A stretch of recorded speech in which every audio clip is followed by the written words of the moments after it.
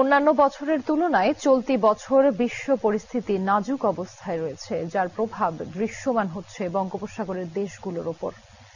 রাজধানীতে বঙ্গোপসাগর সংলাপের দ্বিতীয় দিনে এসব কথা বলেন বিশ্লেষকেরা। তারা বলেন, আঞ্চলিক নিরাপত্তা, পরিবেশের পরিবর্তন এবং অর্থনৈতিক ও রাজনৈতিক অনিশ্চয়তায় সংকট আরও গভীর হচ্ছে।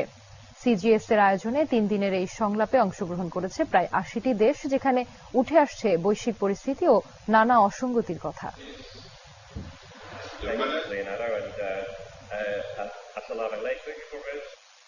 If you cannot solve the system where the checks and balances are there from competing businesses, competing political parties, who are putting pressure on the bureaucracy not to be and breaking up the syndicates and collusion within the bureaucracy, just relying on individual morality will not succeed. অনেকগুলো issues আছে যেগুলো জনগণ কথা বলছে যে দুর্নীতি কম করতে গেলে আমাদের একসঙ্গে কাজ করতে হবে, এবং এই কাজগুলো শুধুমাত্র একটা প্রতিষ্ঠানের পক্ষে সম্ভব নয়।